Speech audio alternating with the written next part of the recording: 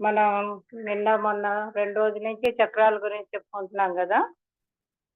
చక్రాలు వాటి యొక్క పరిచయం చెప్పుకున్నాం మొదటి రోజు. రెండో రోజు వాటి చక్రాలు 6 చక్రాలున్నాయి. ఒక్కొక్క దాని గురించి వివరంగా చెప్పుకోవడం జరిగింది మాస్టర్.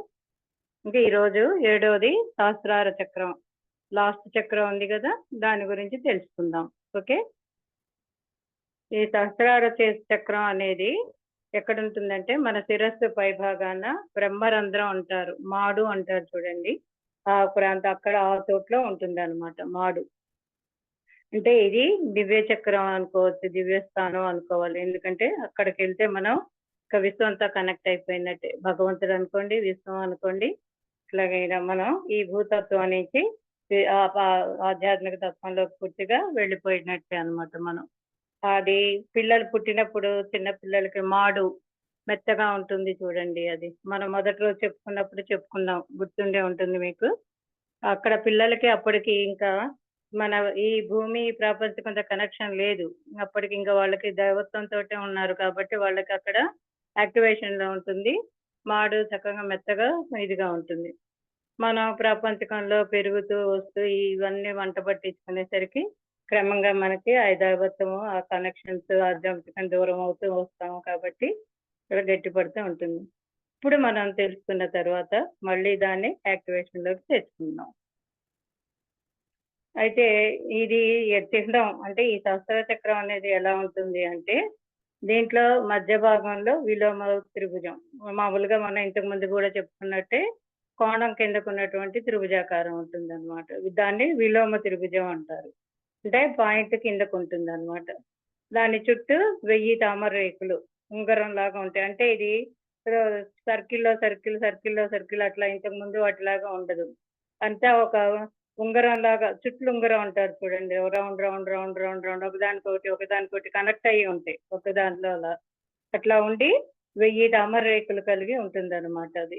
దాని మధ్యలో ఈ విలోమ త్రిభుజాకారం అనేది ఉంటుంది. దీనిని కిరీట చక్రం అని, క్రౌన్ చక్రం అని కూడా అంటారు.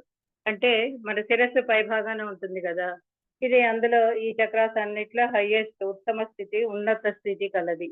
ఇప్పుడు రాజు అనే ఆయన హైయెస్ట్ కదా! ప్రజలందరి మీద అధికారి, రాజ్యం అంతటికి దీనికి ఆయనే సుప్రీం. అట్లాగే ఈ చక్రాలు గాని మన ఈ యొక్క ఆధ్యాత్మిక విధానం దీనిలోకి ఇది సుప్రీం స్థానం అన్నమాట ఈ స్థితి.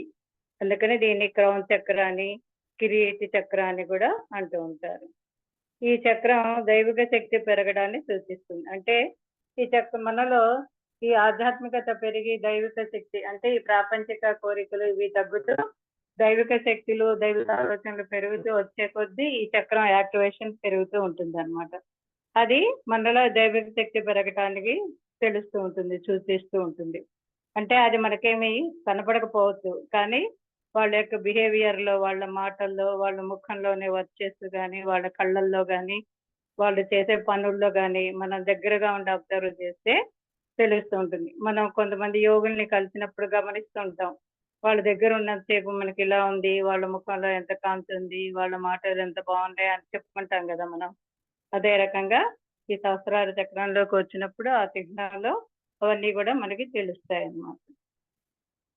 అంటే ఇది మనకి జ్ఞానోదయాన్ని కలిగిస్తుంది. అంటే ఈ ప్రాపంచిక జీవితం ఇదే మనకి కాదు. మనకొక లక్ష్యం అనేది ఉన్నది. మనం ఆధ్యాత్మికతలోకి రావాలి. మనకొక ఈ పైకి రావాలి. ఉన్నత దానికి ఆత్మస్థితికి రావాలి. విశ్వస్థితికి రావాలి. విశ్వజ్ఞానాన్ని పొందాలి. ఇలా ఇవన్నీ కూడా మనకి తెలుస్తూ ఉంటాయి. జ్ఞానోదయం కలుగుతూ ఉంటుందన్నమాట. మనం చెప్పుకున్నాం. దీన్ని సహస్రార చక్రం అంటారు గానీ, వాస్తవానికి ఇది చక్రం కింద లెక్క కాదు. ఎందుకంటే, ఈ 6 చక్రాల్లోనూ మనం కిందకి, పైకి మారుతూ ఉంటుంది స్థితి. మన పరిస్థితుల్ని బట్టి మన స్థితి మారుతూ ఉంటుందని చెప్పుకున్నాం గదా! పైకి, కిందకి. కానీ ఒకసారి ఈ సహస్రారంలోకి అడుగుపెట్టిన తర్వాత ఇంక మారదు మన స్థితి. ఎందుకంటే, ఇంకది మనం పైకి వచ్చేసాం. సుప్రీం స్థాన్ ప్లేస్‌లోకి వచ్చేసాం. కాబట్టి ఇంకా కిందకి, పైకి మారదు. కాబట్టి దాన్ని స్థితి అంటారు. సామాన్యంగా. కాకపోతే మనం మామూలుగా చెప్పుకునేటప్పుడు సప్త చక్రాలు, 7 చక్రాలు అని చెప్పుకుంటాం కాబట్టి, సహస్రార చక్రం అని కూడా అంటాం. కానీ లోతుగా ఈ చక్రాల గురించి మన జ్ఞానాన్ని తెచ్చుకున్నప్పుడు ఇది ఏంటి అనేది మనకి అర్థమవుతూ ఉంటుందన్నమాట. ఎందుకంటే చెప్పుకున్నాం. మూలాధార చక్రం నుంచి ఇటు వరకు కూడా మారుతూ ఉంటుంది ప్రయాణం కిందకి. ఇక్కడ మాత్రం మారదు. ఇంకా ఈ సహస్రార స్థితిలోకి వచ్చామనుకోండి మనం, మనకి కొన్ని అష్టసిద్ధులు వస్తాయన్నమాట. అంటే ఇప్పుడు మనం ఆజ్ఞా చక్రంలో ఉన్నప్పుడు థర్డ్ ఐ ఓపెన్ అవుతదని చెప్పుకున్నాం గదా! అంటే ఒక్కొక్కటి పైకి ఎక్కుతున్న కొద్దీ మనకి కొన్ని యొక్క శక్తులు, మన స్థితులు మారటం, శక్తులు రావటం గ్రహించుకుంటాం. థర్డ్ ఐకి వచ్చినప్పుడు ఏం తెలుస్తుంది? మన ఋషులు, యోగులు ధ్యానంలో కలిసినప్పుడు వాళ్ళ యొక్క మాటలు వినగలుగుతాం. వాళ్ళని చూడగలుగుతాం. వాళ్ళ యొక్క స్పర్శ తెలుసుకోగలుగుతాం. అట్లా జరుగుతుంది. మళ్ళీ ఎదుటి వాళ్ళ మనసులో ఏముంది, మన గత జన్మలు ఇవన్నీ శక్తులొచ్చినట్టే కదా మనకి. అదే ఇంకా సహస్రార స్థితికొచ్చామనుకోండి, ఆజ్ఞా చక్రం కూడా దాటి సహస్రార స్థితికొచ్చినప్పుడు ఏమవుతుంది, అష్ట స్థితులు కూడా వస్తాయన్నమాట మనకి. అన్ని స్థితులు అంటే ఏది ఒకటే అని లేదు. మనకి ఏది అవసరమో అంటే అక్కడికొచ్చిన తర్వాత స్వార్థం అనేది ఉండదనుకోండి. ఏ సిద్ధి అయినా, ఏ స్థితి అయినా గానీ మన స్వార్థానికి ఉపయోగించుకోవటం కాకుండా విశ్వ కళ్యాణం, లోక కళ్యాణము, స్వామి కళ్యాణము ఇట్లా. అంటే ఇక్కడ చెప్తాం స్వకళ్యాణము, స్వామి కళ్యాణం ఒకరోజు చెప్పుకున్నాం కదా మనం. స్వార్థము అనేది తన కోసం మాత్రమే చేసుకునేది. స్వామి కళ్యాణం అంటే తన వాళ్ళకి, తన కుటుంబంలో వాళ్ళు, తన బంధుమిత్రుల్లో ఎవరు వాళ్ళ మేలు కోసం కష్టపడితే స్వకళ్యాణము అంటాం. ఇంకా అలా కాకుండా మన ఊరికి మంచిది. ఇక్కడ ఒక మంచి ట్యాంక్ చెరువు తవ్విస్తే ఈ ఊరికి నీటి కరువు ఉండదు మంచిది. అంటే అది ఆ ప్రాంతం, ఆ లోక కళ్యాణం. ఇంకా అట్లాగే విశ్వానికి మంచిది. ఇంకా పెరుగుతున్న కొద్దీ విశ్వ కళ్యాణం అవుతుంది. ఆ రకంగా ఈ సహస్రార స్థితికి వచ్చిన వాళ్ళు ఇప్పుడు కూడా స్వార్థం గాని, స్వకళ్యాణం కూడా ఉండదు. కనీసం స్వామి కళ్యాణం నుంచి విశ్వ కళ్యాణం వరకు వాళ్ళు ఏ పనులు చేసినా కూడా ఇతరుల శ్రేయస్సే ఉంటుందన్నమాట. తర్వాత మళ్ళీ సహస్రార స్థితికి వెళ్ళిన తర్వాత ఇంకా తాము పైకి చేరారు కాబట్టి మిగతా అందరినీ కూడా స్థితికి తీసుకురావటానికి, వాళ్ళని సరిచేయటానికి చెప్పుకున్నాం కదా, విశ్వ కళ్యాణం కోసమే వాళ్ళ పనులు ఉంటాయి అనేది. ఇంకా తమ కోసం తాము చేసుకోవాల్సిందేమీ లేదు.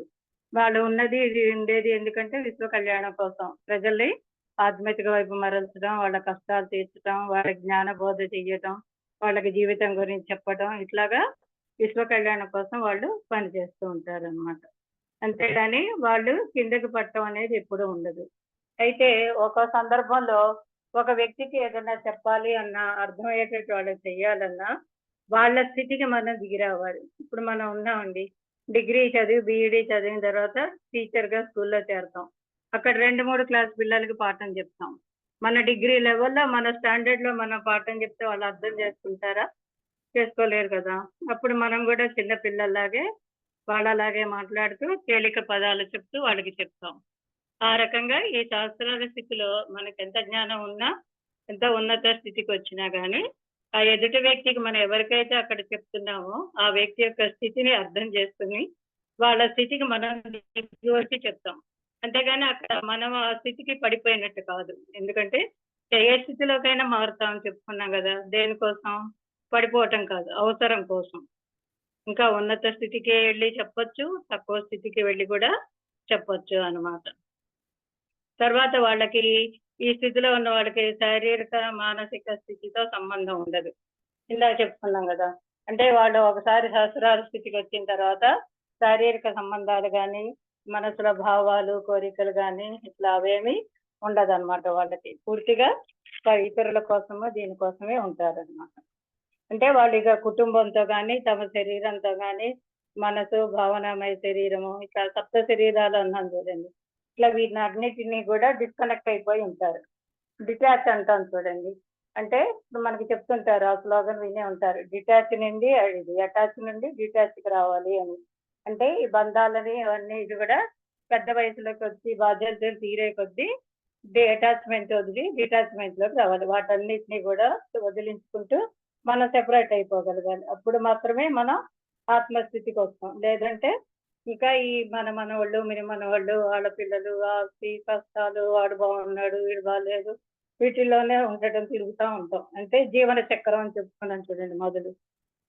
ఆ రకంగా మనం ఈ జీవన చక్రంలోనే తిరుగుతూ ఉంటాం అన్నమాట. కాబట్టి అట్లా కాకుండా ఈ స్థితిలోకి వచ్చారు కాబట్టి వీళ్ళకి ఇంకా అవన్నీ కూడా ఏమి మనసు, భావనలు ఇవన్నీ ఏవి కూడా ఉండదు. పూర్తిగా విడిపడిపోయి ఉంటారన్నమాట. వాళ్ళకి బాధ కూడా అంటే ఇప్పుడు మనిషి జీవించి ఉన్నాడనుకోండి. ఒకవేళ వాళ్ళకి ఏ కారణం చేతన ఎదుటి వాళ్ళకి చేసేటప్పుడు ఆ కర్మ ఫలితం పడటం గానీ, లేకపోతే ఏదన్నా కారణంగా వాళ్ళకి శరీరానికి ఏదన్నా ఇది కలిగినా, ఆయన ఇప్పుడు రమణ మహర్షిని చెప్పుకుంటాం చూడండి. ఆయనకి క్యాన్సర్ పుండు వచ్చినా కూడా ఆయన దాన్ని పట్టించుకోలేదు అని.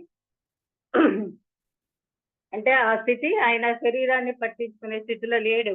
ఆయనకి ఆ శరీరానికి సంబంధం లేదు. అంటే ఆయన శరీరం మీద ఉన్న ఒకటే, ఈ పక్క వాళ్ళ శరీరం మీద గాయం ఉన్న ఒకటే ఆయనకి. ఆ రకంగా ఈ స్థితిలోకి వచ్చిన వాళ్ళకి వాళ్ళకి సంబంధించిన బాధ గాని, పెయిన్ గాని, కష్టం గాని, ఇప్పుడు వాళ్ళ ముందే వాళ్ళ దగ్గర కావాల్సిన వాళ్ళకి ఏదో పెద్ద కష్టం వచ్చి తన కుటుంబంలో తన ఇంట్లోనే బాధపడుతున్నా వీళ్ళు బాధపడరు. అంతకు ముందైతే మనం కూడా అగ్గల్లాడుతాం. మనము ఇంత కష్టం వచ్చింది నా వాడికి, ఇంత కష్టం వచ్చింది నా వాళ్ళకి అని.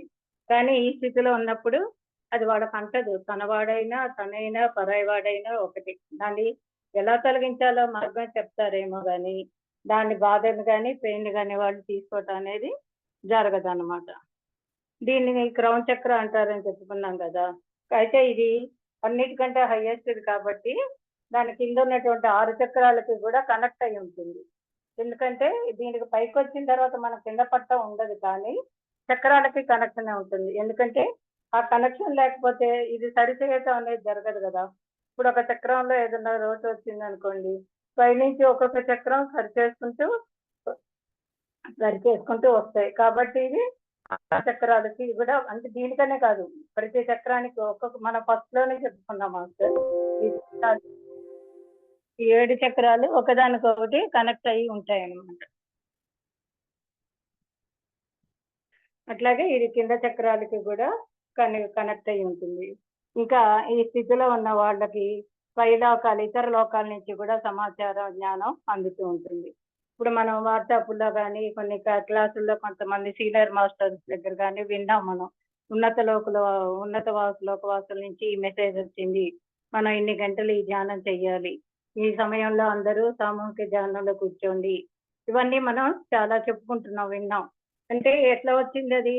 వాళ్ళు ఉన్నత లోకవాసుల నుంచి అందుకోగలిగే స్థితిలోకి వచ్చారన్నమాట వాళ్ళు. అంటే ఆజ్ఞాచక్ర స్థితి, విశుద్ధ పై స్థితిలో ఉన్నారు వాళ్ళు. అలా ఉన్న వాళ్ళకే ఆ సమాచారం అందుతుంది. అందుకని అక్కడ సరిచేయవలసిన పరిస్థితి ఉన్నప్పుడు ఏ రకంగా చేయాలనేది వాళ్ళు చూసి మనలాంటి వాళ్ళందరి చేత కూడా చేయిస్తూ అక్కడ ఏమి ఎనర్జీ కావాలో, ఏ నెగెటివ్ తీసేయాలో అది చేర్పిస్తారన్నమాట. అందుకే వీళ్ళని క్రియేటర్స్ అని కూడా అంటారు. మన పత్రి గారు అంటారు కదా, వీఆర్ ఆల్ క్రియేటర్స్ అని. మనం అంతా కూడా సృష్టికర్తలం. అంటే యద్భావం తద్భవతి అన్నది కూడా వస్తుంది. మనకి ఏది కావాలంటే అది మనం సృష్టించుకోగలం. ఎప్పుడైతే మనం ఒకే భావం మీద ఉంటామో ఆ భావం మీద ఉన్న దాన్ని మనం తప్పకుండా సృష్టించుకోవడం జరుగుతుంది. అయితే ఒక్కసారి కూడా నెగిటివ్ భావం కానీ, సంశయాత్మక భావం కానీ రాకుండా ఉండాలన్నమాట. అప్పుడే మనం క్రియేటర్ అవుతాం. సృష్టికర్త అంటే మనం అనుకున్నదే జరుగుతుంది. యద్భావం తద్భవతి అనేది కూడా జరుగుతుంది. అందుకే అంటారు వీళ్ళని, వారి మాటే మంత్రం అవుతుందండి అంటారు. అంటే వాళ్ళు ఏం చెప్తే అదే జరిగి తీరుతుంది. వాళ్ళ మాట యొక్క శక్తి అది అనుకుంటాం మనం. అంటే అక్కడ వాళ్ళ మాట శక్తే కాదు, మొత్తం వాళ్ళ యొక్క ధ్యాన శక్తి, వాళ్ళ యొక్క తపశక్తి, ఆత్మశక్తి. కానీ ఈ ధ్యానము, తపస్సు ఇవి తెలియని వాళ్ళు ఏమంటారు, వాళ్ళ మాటే మంత్రం, వాళ్ళ చూపులోనే శక్తి ఉంది, వాళ్ళ మాటలోనే శక్తి ఉంది అని బయట. అంటే వాళ్ళు ఏదంటే అదే జరుగుతుంది అని అంటారు.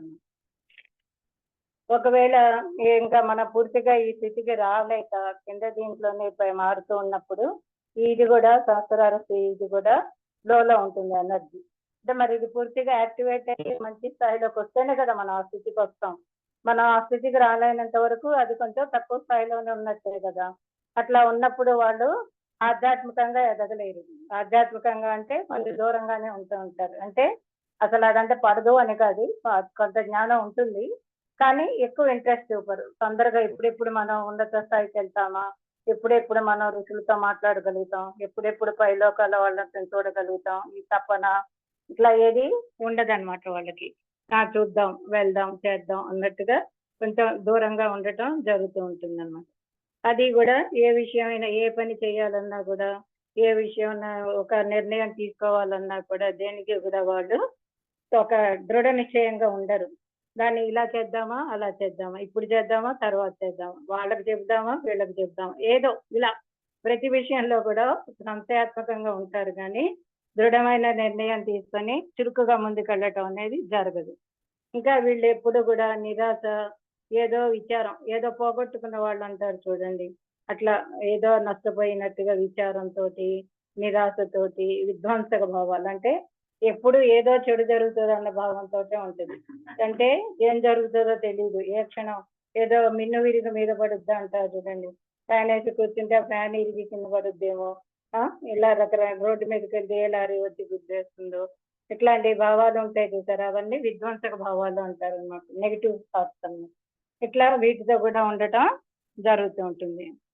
ఒకవేళ ఇది గనక ఎనర్జీ ఓవర్ యాక్ట్ అయినప్పుడు, ఎక్కువగా ఇదిగా మారినప్పుడు ఆధ్యాత్మికత ఉంటుంది గానీ, వాళ్ళ యొక్క కాంతిని సరిగ్గా అందుకోలేరు, సరిగ్గా పంచలేరు.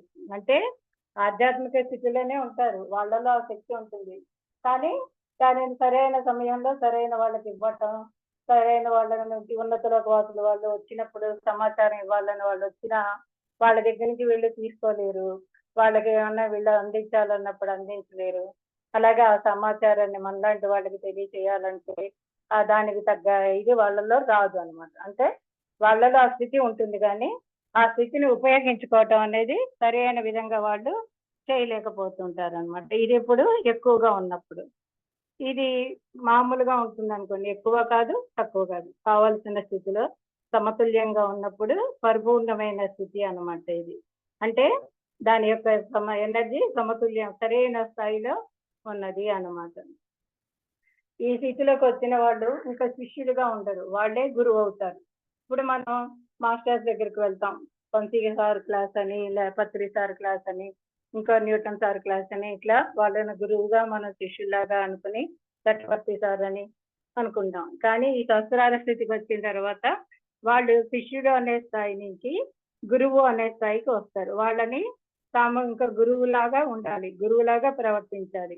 గురువులాగా బోధన చెయ్యాలి. గురువులాగా ఎదుటి వాళ్ళ శ్రేయస్సును చూడగలగాలి. ఈ రకంగా వాళ్ళ గురువు అవటం అనేది ఎందుకు చెప్తున్నారంటే, వాళ్ళు చేయాల్సిన పని విధానం మారుతుంది కాబట్టి, వాడు శిష్యుడి స్థాయిలో ఉంటే ఆ పనులే చేస్తుంటారు. కానీ వాళ్ళు చేయవలసినది గురువు చేయాల్సిన పనులు కాబట్టి, వాళ్ళు గురువు స్థాయిలో వచ్చారు అని చెప్పి వాళ్ళు తెలుసుకోవాలి. మనం కూడా వారు మన యొక్క గురువు ఆ స్థితిలో ఉన్నారు అని చెప్పి మనం చెప్పుకోవాలన్నమాట. వీళ్ళకి సహస్రార స్థితిలో ఉన్నారు కాబట్టి ఆ చక్రం యొక్క కొన్ని రూల్స్ అండ్ రెగ్యులేషన్స్ అని చెప్పుకోవచ్చు మనం. అంటే మామూలుగా ఇందులో ఏం చెప్తారంటే వాటి యొక్క ముద్రలు గాని, వాటి యొక్క కర్మలు గాని లోబడి ఉండటం ఉండదు అని. అంటే ఇప్పుడు మనం ఒక ఆధీనంలో ఒక స్థితిలో ఉన్నప్పుడు దానికి తగ్గట్టుగా అనుసరించి ఉండాలి మనం. కానీ ఈ సహస్రార స్థితిలో ఉన్న వాళ్ళు సుప్రీం అని చెప్పుకున్నాం మనం హైయెస్ట్ అని.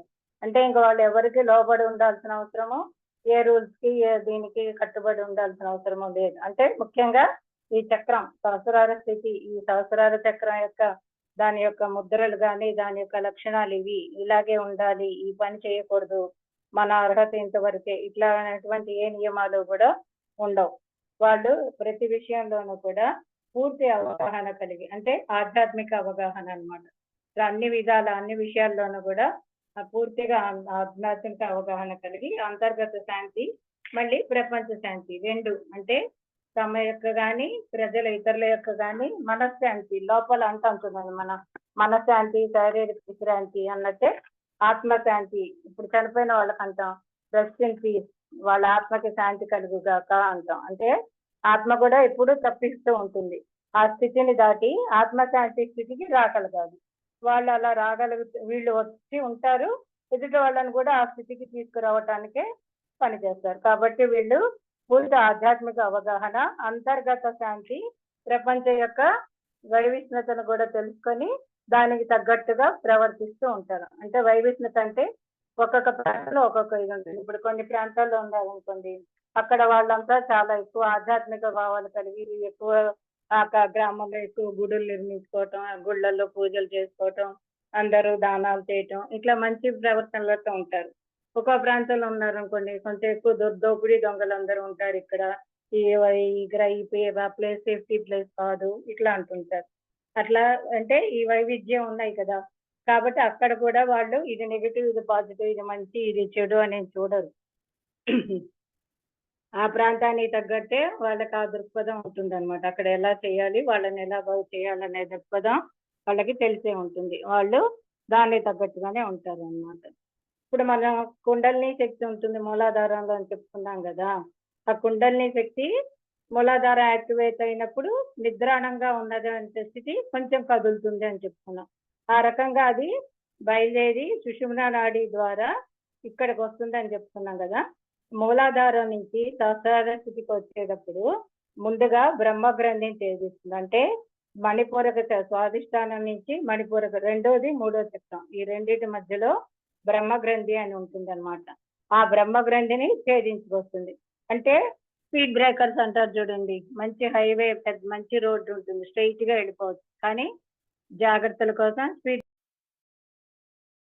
ఆగాలి, ఇంకొంచెం ఎక్కువ ఎఫర్ట్ పెట్టి నిదానంగా పైకి వెళ్ళాలి. అలాంటివే ఈ బ్రహ్మ గ్రంథి, రుద్ర గ్రంథి, విష్ణు గ్రంథి, ఇవన్నీ కూడా అక్కడికి వచ్చినప్పుడు. అంటే ఈ అలా కాకపోతే కుండల్ని ఒక్కసారి బుస్తున్న పైకి ఎగదండింది అనుకోండి, మనం చెప్పుకున్నాం మూలాధార చక్రం చెప్పుకునేటప్పుడు, అదే ప్రమాదకరం, మనిషి పిచ్చివాడిగా అయిపోవటం కానీ మారకం కోల్పోవటం కానీ జరుగుతుంది అని. అందుకనే భగవంతుడు అన్ని విధాలా ఈ విశ్వం ఏర్పాటు చేసింది మన శరీరంలో మనకి. అక్కడ ఒక స్పీడ్ బ్రేకర్ ఉంది, దాన్ని ఈ బ్రహ్మ గ్రంథిని ఛేదించుకొని వస్తుంది అనమాట మణిపూరకం. మళ్ళీ అక్కడికి వచ్చిన తర్వాత ఇక్కడ విష్ణు గ్రంథి, దీనికి నుంచి అనాహత నుంచి విశుద్ధి చక్రం మధ్యలో విష్ణు గ్రంథి అనేది ఉంటుంది, అక్కడ దానిని ఛేదిస్తుంది. ఇది రెండో స్పీడ్ బ్రేకర్. ఆ తర్వాత విశుద్ధి చక్రం నుంచి ఆజ్ఞా చక్రానికి మధ్యలో ఇది లాస్ట్ది రుద్ర గ్రంథి అనేది, దీనిని భేదన చేస్తుంది. ఈ రకంగా ఈ మూడు గ్రంథుల్ని భేదించుకుంటూ రుద్ర గ్రంథి భేదన కూడా చేసిన తర్వాత సహస్రారానికి వస్తుంది. ఈ రుద్ర గ్రంథి భేదన అనేది లాస్ట్ హైయెస్ట్ది, కాస్త కఠినమైంది కాబట్టి ఒక్కొక్కసారి ఈ విష్ణు గ్రంథి దగ్గర నుంచి రుద్ర గ్రంథి భేదన జరగక పైకి కిందకి పైకి కిందకి ఉంటుంది. ఇప్పుడు మనం ఏదైనా ఎత్తుకు ఎగరాలనుకోండి, అద్దకపోతే ఏం చేస్తాం, మనం ఒకసారి ఇంకొంచెం ఎత్తుకు ఎగరటానికి ప్రయత్నిస్తాం, కింద పడతాం. ఈసారి ఇంకా బలం తెచ్చుకొని ఇంకా ఎత్తు ఎగురుతాం, మళ్ళీ కింద పడతాం. అలా చివరికి బాగా దాని మీద సాధన చేసి మనం కావాల్సినంత ఎత్తు ఎగరగలిగే స్థితికి వెళ్ళి ఎగిరి మన పని సాధించుకుంటాం. ఆ రకంగా ఆ కుండలిని శక్తి అనేది బాగా యాక్టివేట్ అయ్యి తగిన శక్తి వచ్చినప్పుడు ఈ లాస్ట్కి రుద్ర గ్రంథి అనే దానిని కూడా భేదించుకొని సహస్రారానికి చేరుకుంటుంది. దీని యొక్క బీజాక్షరం ఔ. ఇది ఆజ్ఞా చక్రానికి ఓం అని చెప్పుకున్నాం కదా, అట్లాగే ఈ సహస్రార చక్రానికి బీజాక్షరం ఔ అన్నమాట. అయితే ఇప్పుడు మనం చెప్పుకున్నది సహస్రార చక్రం యొక్క దాని యొక్క ఇది ఎలా ఉంటుంది, స్థితి ఎలా ఉంటుంది, దాని గురించి మనం చెప్పుకున్నాం. సహస్రారం ఇంకొంచెం 4 మాటలు మనం, అంటే ఈ సహస్రార స్థితిలోకి రావాలి అంటే మనం ఎట్లా ఉండాలి, ఏం చెయ్యాలి, ఆ సహస్రార స్థితికి వచ్చిన వాళ్ళు ఎట్లా ఉంటారు, వాళ్ళని మనం ఎలా గమనించి ఎలా తెలుసుకోవాలి అనేది ఒకసారి మా క్లాసులో మా గురువు గారు కేవీరావు సార్ చెప్పారు. అవి 4 మాటలు చెప్పుకుందాం మనం. అంటే ఈ సహస్రార స్థితి హైయెస్ట్ స్థితి అని చెప్పుకున్నాం కదా మనం. ఇదేంటి, మూలాధారానికి ఏమో భూమితో కనెక్ట్ ఉంటుంది అని చెప్పుకున్నాం. ఈ సహస్రార స్థితికేమో దైవత్వంతో కనెక్టివ్ అయి ఉంటుంది. అంటే మూలాధారం బేస్ భూమితో కనెక్ట్ అయి ఉంటుంది, సహస్రారం అనేది దైవత్వంతో కనెక్ట్ అయి ఉంటుంది. దీనికి 1000 రేకులు ఉంటాయి కాబట్టి దీన్ని సహస్రదళ కమలం అన్నారు. అంటే అంటానే సహస్రదళం అన్నారు, కానీ ఎన్ని సహస్రాలు అనేది మనం నిజానికి చెప్పలేము. అనేక వేల దళాలు ఉంటాయి దానిలో, కాబట్టి అనేక సహస్రాలు అనుకోవాలి మనం. కాబట్టి సహస్రదళ కమలం ఎన్ని సహస్రాలు అనేది ఇంతని లెక్కలేదన్నమాట.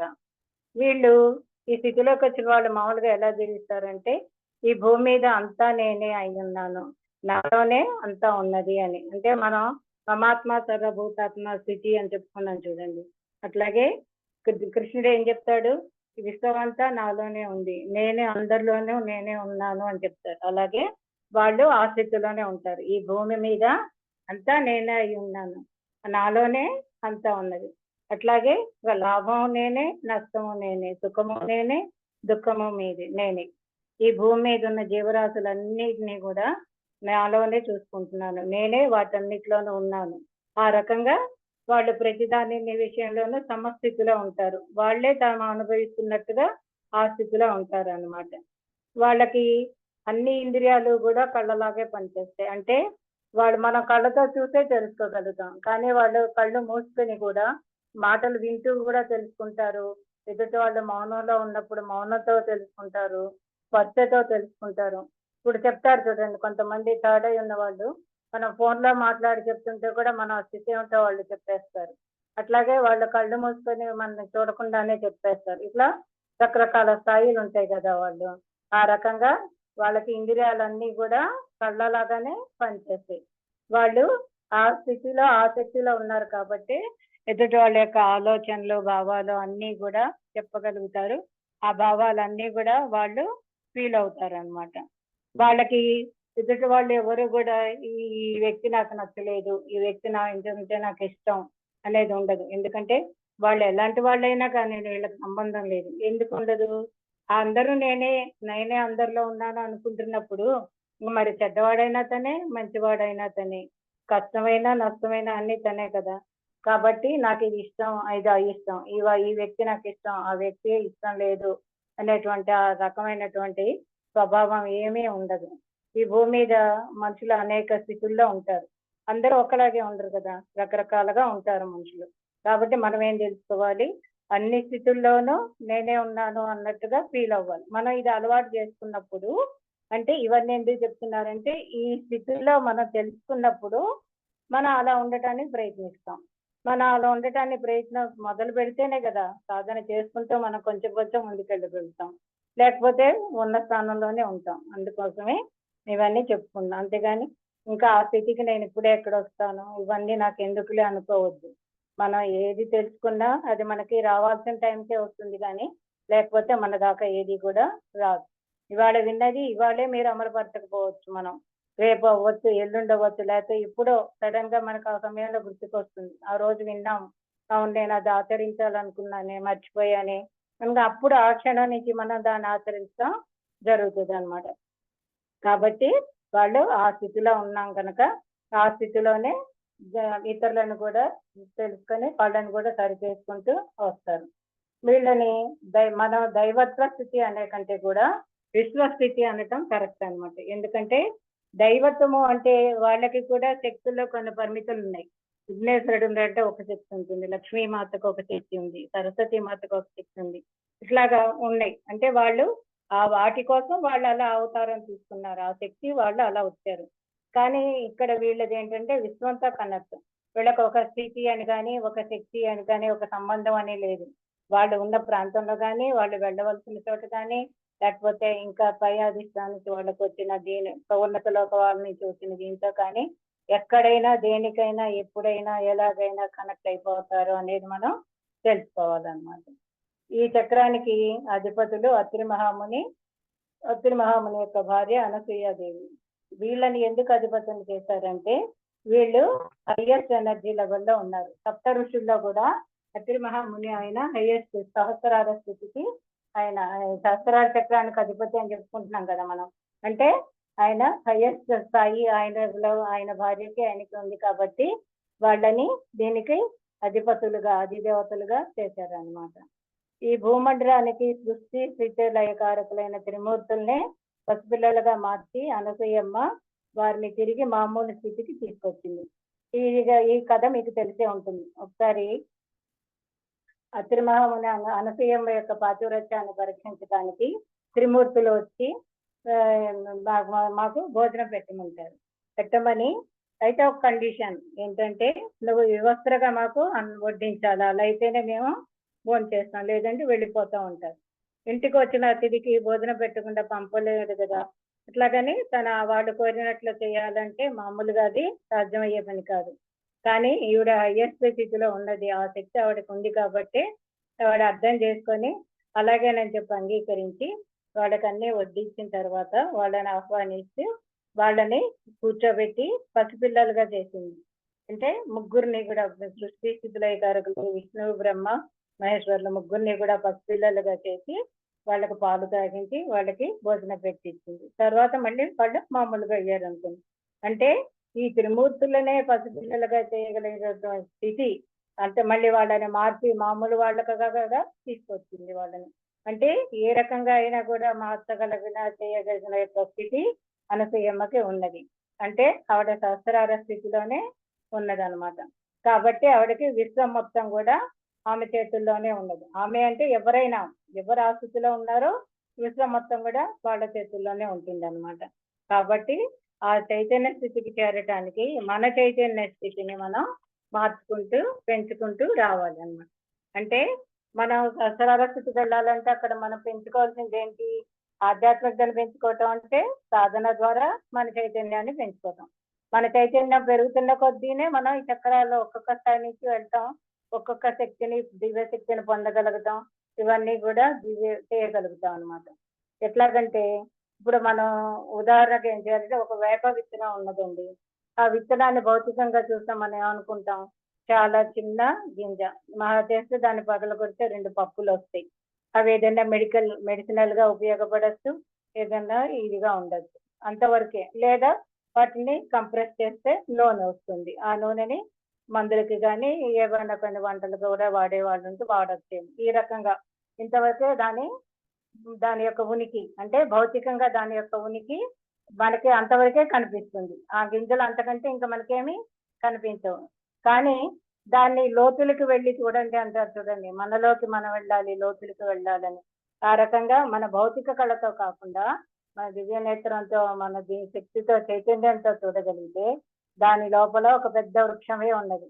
ఇప్పుడు అంతే కదండి, ఆ విత్తుని మనం దాన్ని తుంపి పప్పులు చేసి, పప్పుని నలిపి నూనె చేసి ఇలా చేయకుండా దానిని భూమిలో నాటితే ఏమవుతుంది? చిన్న మొలకొస్తుంది, కొంచెం మొక్క అవుతుంది, చెట్టు అవుతుంది, మళ్ళీ కాయలు పళ్ళు వస్తాయి, గింజలు వస్తాయి, మళ్ళీ చెట్లు వస్తాయి. ఈ రకంగా ఆ ఒక్క గింజ ఎన్ని చెట్లని వృద్ధి చేస్తుంది, ఎన్ని కాయల్ని ఇస్తుంది, ఎంత దాగున్నది. అంటే ఈ రకంగా ఈ ప్రకృతి అంతా దానిలో దాగున్నట్టే కదా. ఆ చిన్న విత్తనంలో మీరు లోతులకు వెళ్ళి పరిశీలిస్తే ఇంత ప్రకృతి దాని లోపల ఉన్నది. అదే విధంగా మనం భౌతికంగా చూడటానికి ఏదో ఈ కొంత శక్తులు కొంత ఇది కలిగి ఉన్న మనుషుల్లాగా ఉంటాం, కానీ మన లోపల ఎంతో చైతన్యం ఉంది. మనమేం కొత్తగా తెచ్చుకోకర్లా. మన లోపల దివ్య శక్తులన్నీ మన లోపలే ఉన్నాయి. వాటిని మనం బయటికి తెచ్చుకోవాలి. బయటికి తెచ్చుకోవటానికి మన చైతన్యాన్ని పెంచుకోగలగాలి. మనం లోపలికి వెళ్ళి వాటిని తెలుసుకొని వాటిని తెచ్చుకోగలగాలి. అంతేగాని మనకెవరో బయట ఇవ్వటం కానీ, మనం ఎక్కడి నుంచో సంపాదించుకోవటం కానీ ఇదేమీ అవసరం ఉండదన్నమాట. ఎట్లాగైతే ఈ వేప వృక్షం పెరిగిన తర్వాత ఉపయోగపడుతుంది విశ్వానికి, అంటే ఎన్నో జంతువులకి, మనుషులకి నీడనిస్తుంది. ఎంతో మంది వ్యాధులకి నివారణ కోసం, వైద్యం కోసం వాటి యొక్క మందులుగా కూడా ఉపయోగపడుతుంది వేప చెట్టు. దాని యొక్క గాలి, కానీ వేప చెట్టు నుంచి వచ్చే గాలి కూడా మనకి, ఆ శ్వాసే కూడా ఎంతో మంచిది. ఇంకా ఆ చెట్టు మీద ఎన్నో పక్షులు గూళ్ళు కట్టుకుని ఆశ్రయం పొంది ఉంటాయి. ఈ రకంగా ఆ చెట్టు ఉంటుంది. ఇంకా ఆ చెట్టు మొదట్లో నేలలో, మట్టిలో ఎన్నో క్రిమి కీటకాలు ఉంటాయి చూడండి. దాని చెట్టు వేళ్ళకి పట్టుకుని, చెట్టు కాండానికి పట్టుకుని ఎన్ని లతలు తీగలు ఉన్నాయి, ఎన్ని క్రిమి కీటకాలు జీవిస్తున్నాయి. అదే విధంగా మనం కూడా ఉన్నత స్థితిలో మన చైతన్యం ఉంటే మన చుట్టూ ఇంతమంది మన నీడలో మన ద్వారా ఆశ్రయం పొందుతూ, మన ద్వారా ఉన్నత స్థితికి వస్తూ మన విశ్వానికి అంతా కూడా మనం మన చైతన్యాన్ని పంచడం అనేది జరుగుతుంది అన్నమాట. ఈ రకంగా మనం ప్రతి విషయాన్ని కూడా మన భౌతిక దృష్టిగా చూస్తే కనపడేది ఒకటి, ఆధ్యాత్మిక దృష్టితో చూస్తే కనపడేది ఇంకా చాలా లోతుగా ఉంటుంది. ఇదే విధంగా మనం ఇంకా లోతుగా వెళ్తే మనం చేసే ప్రతి పనిలో కూడా చూసుకోవచ్చు. దాన్నే స్వాధ్యాయం అంటారు. ఇప్పుడు దాకా మనం స్వాధ్యాయం అంటే పుస్తకాలు చదువుకోవటం అనుకుంటాం కదా. స్వ అధ్యాయం మనం చదవటం అనేది, నేను చదువుకుంటున్నాను కాబట్టి పుస్తకం అంటాం, అది బాహ్యానికి. అంతర్గతంగా స్వాధ్యాయం అంటే నిన్ను నువ్వు పరిశీలించుకోవటం. స్వ అంటే స్వయం, నేను. అధ్యాయం అంటే నన్ను నేను చదువుకోవటం, అంటే నన్ను నేను పరిశీలించుకోవటం. మనం ఒక పని చేస్తున్నప్పుడు లోపలికి చూసుకుంటే, ఈ పని చేసేటప్పుడు నా లోపల ఏ భావం ఉంది, ఏ భావంతో నేను ఈ పని చేస్తున్నాను, ఆ భావం మంచి పద్ధతిలో ఉందా, చెడ్డదారిలో ఉందా గమనించుకున్నప్పుడు మనం దాన్ని సరి చేసుకొని, దాని చెడ్డ భావం ఉంటే లేదు నేను ఇలా ఫీల్ అవ్వకూడదు, ఈ భావాలు మంచివి కాదు, నేను మార్చుకోవాలి అని మార్చుకోగలుగుతాం. ఆ రకంగా మనం స్వాధ్యాయం చేసుకుంటూ కూడా మన స్థితిని మార్చుకోవచ్చు అన్నమాట. ఈ రకంగా గింజలాగా ఉన్నటువంటిది ఎంత వృక్షంగా మారి ఉపయోగపడుతుందో, మనం కూడా మన మార్గాన్ని మార్చుకుంటూ మన సాధనని పెంచుకుంటూ ఒక్క సాధనే కాకుండా సాధన, ఆచరణ, స్వాధ్యాయం 3 ఉండాలి. ఆచరణ అనేది కూడా చాలా అవసరం. ఆచరణ అంటే మనం విన్న జ్ఞానాన్ని అనుసరించడం. అంటే వింటాం ఎన్నో మంచి మాటలు నలుగురు చెప్పినవి అవును అలా ఉండాలి అనుకుంటాం. కానీ మళ్ళీ రోజువారీ పొద్దున్నే లేవంగానే మామూలు స్థితిలోకి వస్తే ఏ మాత్రం ఎన్ని విన్నా ఎంత జ్ఞానం తెలుసుకున్నా వింటాం వరకే కానీ మార్పు పొందాం. దాన్ని మనం ఆచరణలో పెట్టగలిగినప్పుడే కదా మనం రోజుకు 3 గంటలు ధ్యానం చేస్తే నీకు ఇంత గొప్ప శక్తి వస్తుంది అని చెప్పారు గురువు గారు. అబ్బా ఎంతమంది శక్తులు వస్తున్నాయి, ఎంత బాగుంది, నేను రోజు చెయ్యాలి అనుకుంటాం. చేయగలిగినప్పుడు మనం చేసినప్పుడు కదా 1 నెలకైనా 2 నెలలకైనా సంవత్సరానికైనా వస్తాం. చేయకుండా వచ్చేసి 1 గంట చేసి ఒక రోజు చేసి 4 రోజులు చేయక చేసినప్పుడు ఏముంటుంది, ఏం లాభం ఉండదు. ఇంకా ఆచరణ అనేది ఎందుకు ఉండాలంటే మనం కూర్చొని 3 గంటలు ధ్యానం చేసి ఎంతో శక్తిని ఎంతో ప్యూరిటీని పొందుతాం. కానీ ధ్యానం నుంచి లేవగానే అమ్మ ఇప్పుడు 10 అయిపోయింది కదా నేను లేచి తొందరగా వంట చేసేయాలి, లేకపోతే ఆఫీస్కి ఆయన ఆఫీస్కి ఆలస్యం అయిపోయిందని కోపడతారు. లేకపోతే ఇవాళ పనమ్మాయి రాలేదు, ఇంత పని ఉండిపోయింది, నేను 3 గంటలు ధ్యానంలో కూర్చున్నాను, ఇట్లాంటి భావాలు తెచ్చుకుంటాం. ఆ భావాలు తెచ్చుకున్నప్పుడు ఏమైతుంది, ఈ ధ్యానంలో పొందిన శక్తి అంతా ఉష్కాకి అంటే అక్కడ పొందిన శక్తి ఇక్కడ ఖర్చు పెట్టేస్తున్నాం. మన యొక్క ప్రతి భావానికి, ప్రతి ఆలోచనకి, ప్రతి కార్యానికి కూడా మన శక్తి అనేది భౌతికంగా మనం పనిచేస్తున్నప్పుడు మన శారీరక శక్తి ఎలా నష్టం అవుతుందో, ఎలా ఉపయోగపడుతుందో ఈ ఆధ్యాత్మిక శక్తి కూడా మన యొక్క ఆలోచనకి, మన యొక్క భావాలకి ఖర్చు అవుతూ ఉంటుంది అన్నమాట. కాబట్టి ఈ ఆచరణ యొక్క శక్తిని అమలు పెట్టుకుని పెంచుకోవచ్చు, ఉన్న శక్తిని రక్షించుకోవచ్చు, అనవసరమైన వాటి ఖర్చు కాకుండా రక్షించుకోవచ్చు. కాబట్టి ఈ 3 సాధన, ఆచరణ, స్వాధ్యాయం అనే 3 కూడా మనకి ఎప్పుడు కూడా ఉండాలి. ఇవి ఉండాలి అంటే ఏం చేయాలి, మనం ఎప్పుడు కూడా మన ఎదురుగా జరిగే వాటికి తొందరగా స్పందించకూడదు. అంటే ఇప్పుడు మా పిల్లాడు పడ్డాడు, పడగా కొంచెం కాలుకు దూకిపోయి దెబ్బ తగిలింది, అమ్మో పిల్లాడు పడిపోయాడు, అయ్యో ఎంత రక్తం వస్తుందో, ఎంత దెబ్బ తగిలిందో, అయ్యో నాన్న ఎందుకు పడిపోయావురా, ఎట్లా పడిపోయావురా, నేను నిన్ను పట్టుకోలేకపోయాను, నేను ఆ పనిలో ఉండిపోయాను, ఇన్ని భావాలు వచ్చినాయి అనుకోండి, నువ్వు ఎంత స్పందిస్తున్నావు, నీ ఎనర్జీ ఎంత పోతుంది. నువ్వు దాన్ని కొంచెం ఇదిలో కంట్రోల్ చేసుకోగలిగి నీకు జ్ఞానం పొందినప్పుడు అరే రే నేను పొరపాటు వల్లే పిల్లోడు పడ్డాడు, జాగ్రత్తగా ఉండాలి అని ఒక నిర్ణయం తీసుకుంటావు. అక్కడ పిల్లోడికి ఏం చేయాలో చేస్తావు. అంతటితో అక్కడ పని జరుగుతుంది, నీ యొక్క ఎనర్జీ లాస్ అవ్వదు, నువ్వు సరి చేసుకోవటం కూడా జరిగింది. ఎందుకంటే నువ్వు అక్కడ నీ బాధ్యతని ఎరుక కోల్పోయావు, పిల్లోడిని సరిగ్గా చూసుకోలేదు, అందువల్ల పిల్లోడికి దెబ్బ తగలడం జరిగింది. అక్కడ నీ ఎరుకని తెచ్చుకున్నావు, సరి చేసుకోవడం జరిగింది, నీ ఎనర్జీ లాస్ కూడా అవ్వలేదు. ఈ రకంగా మనం ప్రతి క్షణం, ప్రతి దినం, ప్రతి పనిలోనూ, ప్రతి మాటలోనూ, ప్రతి విషయంలోనూ మనం త్రికరణ శుద్ధి. త్రికరణ శుద్ధి అంటే మనోవాక్కాయ కర్మలు. అంటే మన మనసులో వచ్చే ఆలోచనే మన నోటి మాట ద్వారా వస్తుంది. మన నోటి మాట ద్వారా ఏమొస్తుందో అదే మనం చేస్తాం, పనులు చేస్తాం. అట్లా మనోవాక్కాయ కర్మలు అంటారు. ఈ 3 కూడా ప్యూరిటీతో ఉంటే అంత అద్భుతంగా ఉంటుంది. అంటే ఓవరాల్ గా మనం ఏ విషయానికైనా స్పందించకుండా సాక్షిభూతంగా ఉండాలి అనేది మనం బాగా గుర్తుపెట్టుకోవాలి. అప్పుడు మనకి ఎట్లా మనకేం కావాలో ఎదుటి వాళ్ళకి ఏం కావాలో ఆటోమేటిక్ గా తెలుస్తుంది. ఇదండి సహస్రారం అంటే. సహస్రార చక్రం గురించి చెప్పుకున్నాం. ఆ స్థితికి వెళ్ళటానికి మనం ఎలా ఉండాలి, ఏం చేయాలనేది 4 మాటలు నేను తెలుసుకున్నవి మీతో పంచుకున్నాను. Okay master.